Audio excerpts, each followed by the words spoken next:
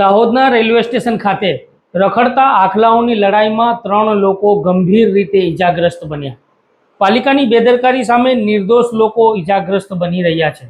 ગુજરાતમાં રસ્તે રખડતા આખલાઓને પાંજરે પૂરવા માટે અને રખડતા ઢોર વિશે કાયદો બનાવી નિયમો અમલમાં મૂકવાના ગુજરાત હાઈકોર્ટના ફરમાન બાદ ગુજરાત સરકારને આડે હાથ લેવાઈ હતી, પરંતુ મોડે જાગેલી ગુજરાત સરકારે મહાનગરપાલિકાઓ અને નગરપાલિકા વિસ્તારોના જિલ્લા કલેક્ટરો અને પાલિકાના મુખ્ય અધિકારીઓને રસ્તે રખડતા ઢોર મુદ્દે ગુજરાત સરકારે બનાવેલા નિયમો અનુસાર તેમને પકડી પાંજરે પૂરવા તેમજ રખડતા ઢોરના માલિક સામે ગુના દાખલ કરવા સહિતના નિયમો અમલમાં મૂકવામાં આવ્યા છે. પરંતુ સરકારના જ અધિકારીઓ સરકારના કાયદા કાનૂનને ઘોળીને પી ગયા હોય તેમ લાગી રહ્યું છે.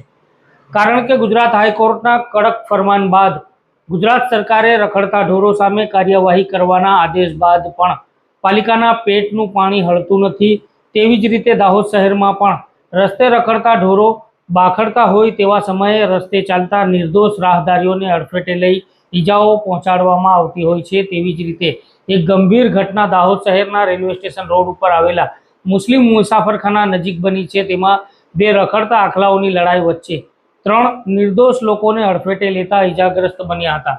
જેમાં મુસ્લિમ મુસાફરખાનાની તેમના ઘરના બહાર બેઠેલા 3 વૃદ્ધ લોકોને ગંભીર ઈજાઓ પહોંચાડતા 3 જેટલા લોકો ઈજાગ્રસ્ત બન્યા હતા. જોકે આસપાસમાં ભેગા થયેલા લોકોએ 108 એમ્બ્યુલન્સને જાણ કરતા 108 એમ્બ્યુલન્સ ઘટના સ્થળે આવી પહોંચતા 3 ઈજાગ્રસ્તોને 2 એમ્બ્યુલન્સ મારફતે દાહોદના ઝાયડસ હોસ્પિટલ ખાતે સારવાર અર્થે લઈ જવામાં આવ્યા હતા. જેમાંથી 2 લોકોની હાલત નાજુક હોવાની જાણકારી મળી હતી. ત્યાં હાજર ડોક્ટરો દ્વારા 3 ઈજાગ્રસ્તોના સીટી સ્કેન, એક્સરે સહિતના મેડિકલ ટ્રીટમેન્ટ માટેની કાર્યવાહી કરવામાં આવી હતી. જોકે આ ઘટનાની જાણકારી તેમના સગા સંબંધીઓને થતાં ઝાયડસ હોસ્પિટલ ખાતે તાત્કાલિક દોડી આવ્યા હતા અને પાલિકાની આવી ગંભીર બેદરકારી બદલ ફિટકાર વરસાવી પાલિકા સામે ગુનો દાખલ કરાવવા માટેની કાર્યવાહી હાથ ધરવામાં આવી હતી. દાહોદ નગરપાલિકા દ્વારા રસ્તે રખડતા ઢોરોને પકડી પાંજરે પૂરવા માટેની કાર્યવાહીમાં નિષ્ફળ સાબિત થયું છે.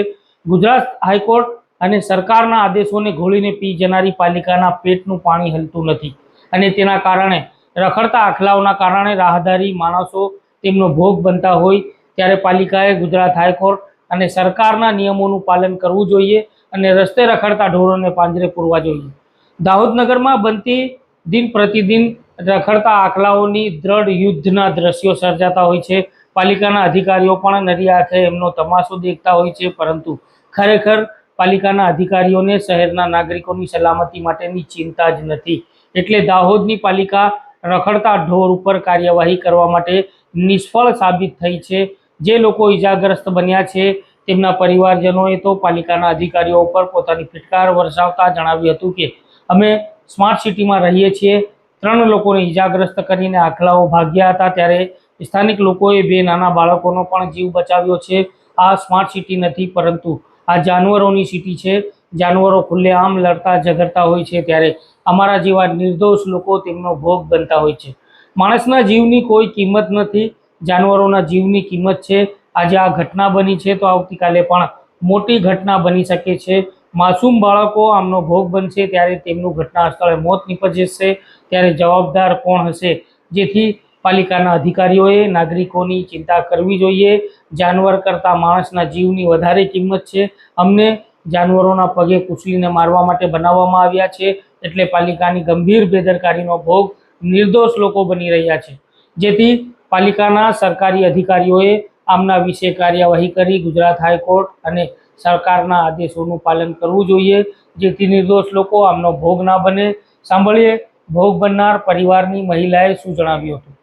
9:15 बजे के दौरान ये घटना घटी है। मुसाफिर खाना स्टेशन रोड सुन्नी मुस्लिम मुसाफिर खाने के आगे घटना हुई है। हमारे घर के आंगने हमारे ससुर बैठे थे और सांड लड़ते हुए आए, सीधे अंदर घुसे तो अंदर वहाँ 3 व्यक्तियों को लगी है। एक तो फकरू भाई को, एक जुबेदा बीबी, एक जहीर अली सैयद को, और 2 मासूम बच्चों को तो खींच ले गया, नहीं तो वहाँ पे उनकी मृत्यु हो जाती। कितना लगा लोग? खून निकला है, टाके आए हैं सरों में। और क्योंकि यहाँ पे तो स्मार्ट सिटी है, ये स्मार्ट सिटी थोड़ी है, ये जानवरों की सिटी है। जानवर खुले आम फिर रहे हैं, इंसानों की जान की कोई कीमत नहीं है, जानवरों की कीमत है ये स्मार्ट सिटी में। आज को इतनी घटना हुई है, कल को ज्यादा भी हो सकती है घटना। मासूम बच्चे तो दम भी नहीं रखते, वही जगह पे खत्म हो जाते। इलाज के लिए घायलों को कहाँ लेकर आए? जायडेस में 108 में लेके आए। 108 में लाए ना। अब आगे की क्या कार्यवाही क्या करोगे? ये जरा बोलो, ये जो है इनका जो भी करना रहा है उनको बोलो कि जरा ध्यान दे जानवरों पे, पशु पक्षी पे। क्या इंसान की वैल्यू नहीं और जानवरों की इज्जत है क्या? उनको क्या उनके पाँव में कुतल के क्या मारने के लिए छोड़ रखे? तो आ वीडियो ने लईने आप कॉमेंट बॉक्स में जणावी सको छो। तेमज यूट्यूब पर अमारी चेनल ने सब्सक्राइब करो, फेसबुक, इंस्टाग्राम અને ટ્વિટર ઉપર અમારી ચેનલને ફોલો કરો અને લાઇક કરો। www.dnadahodniasmita.com ઉપર પણ તમે સમાચારો વાંચી શકો છો। સાથે જ ગૂગલ પ્લે સ્ટોર પરથી ડીએનએ દાહોદની અસ્મિતાની એપ્લિકેશનને ડાઉનલોડ કરો।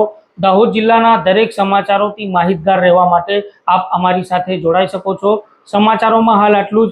ફરી મળીશું નવી નવી જાણકારીઓ સાથે। ધન્યવાદ।